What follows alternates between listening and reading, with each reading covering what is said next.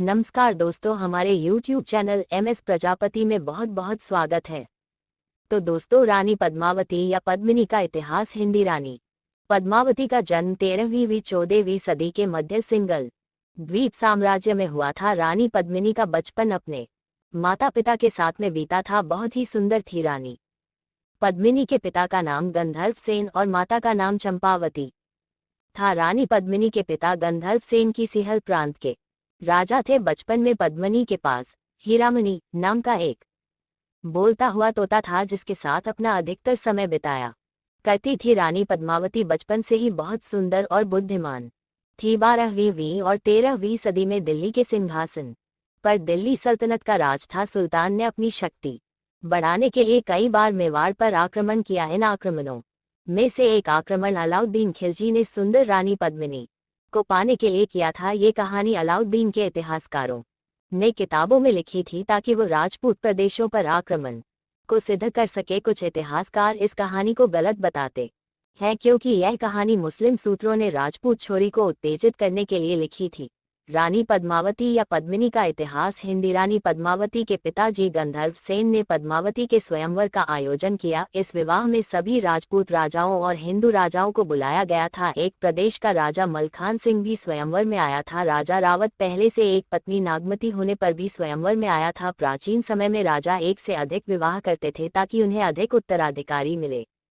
राजा रावल रतन सिंह ने मलखान सिंह को स्वयंवर में हराकर रानी पद्मावती से विवाह कर लिया था। वो अपनी दूसरी पत्नी पद्मिनी के साथ वापस चित्तौड़ लौट आए। रतन सिंह मेवाड़ के राजा थे, जो गुहिल वंश की रावल शाखा से ताल्लुक रखते थे। उस समय चित्तौड़ पर राजा रावल रतन सिंह का राज था।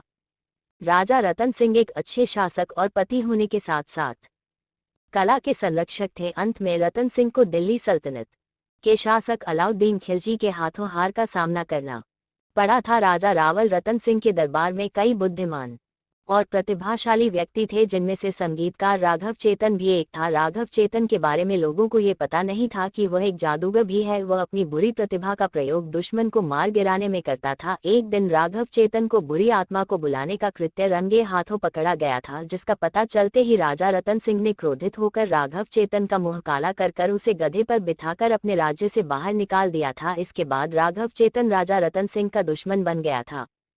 इसके बाद राघव चेतन खिलजी के पास पहुंचा। अपने अपमान से नाराज होकर राघव चेतन दिल्ली चला गया, जहां पर वह अलाउद्दीन खिलजी को चित्तौड़ पर आक्रमण करने के लिए उकसाने का लक्ष्य लेकर गया था। राघव चेतन दिल्ली जाते समय रास्ते में एक जंगल में रुक गया, जहां पर सुल्तान शिकार करने के लिए आया करते थे। एक दिन जब सुल्तान का शिकारी दल जंगल में आ रहा था तो राघव ने अपनी बांसुरी से मधुर स्वर निकालने लगा। जब राघव चेतन की बांसुरी के मधुर स्वर सुल्तान के शिकारी दल के कानों में पड़े तो वह सोचने लगे कि इस घने जंगल में इतनी मधुर बांसुरी कौन बजा रहा है। सुल्तान ने अपने सैनिकों को बांसुरी बजाने वाले को ढूंढने का आदेश दिया। जब सुल्तान के सैनिकों ने राघव चेतन को उनके सामने लाकर पेश किया तो सुल्तान ने उनकी तारीफ करके उन्हें अपने दरबार में आने का निमंत्रण दिया।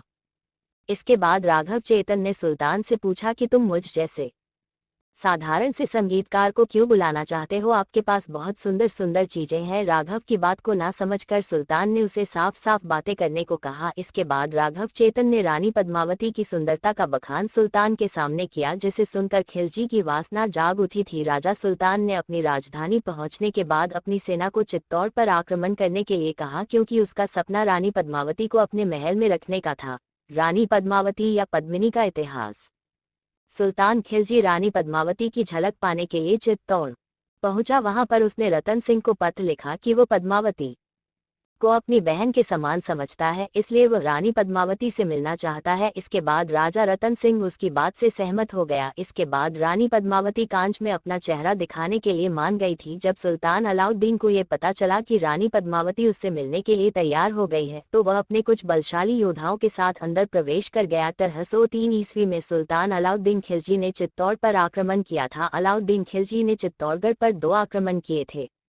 राजा रतन सिंह को बंदी बनाया। जब सुल्तान अलाउद्दीन खिलजी ने रानी पद्मावती के चेहरे को कांच में देखा तो वो उसकी सुंदरता को देखकर मोहित हो गया और उसने मन में निश्चय कर लिया कि वो रानी पद्मावती को अपनी रानी बनाकर रहेगा। इसके बाद सुल्तान रतन सिंह के साथ कुछ समय के लिए रहा और मौका देखकर उसने राजा रतन सिंह को अपना बंदी बना लिया। और उससे रानी पद्मावती को अपनी रानी बनाने की मांग करने लगा। रतन सिंह के सेनापति बादल और कोरा ने सुल्तान को हराने के लिए एक चाल चली। उन्होंने खिलजी को संदेश भेजा कि अगली सुबह रानी पद्मावती को उन्हें सौंप दिया जाएगा। इसके बाद रतन सिंह के दोनों सेनापतियों ने सुबह होते ही 150 पालकियों को खिलजी के शिविर की ओर रवाना कर दिया था। वह पालकियां के शिविर पास पहुंची। उनको देखकर रतन सिंह ने सोचा कि इसमें रानी पद्मावती होगी, परंतु उनमें सशस्त्र सैनिक निकले और राजा रतन सिंह को वहां से छुड़ा लिया। खिलजी के घोड़ों को चुराकर जल्दी से किले की ओर भाग गए।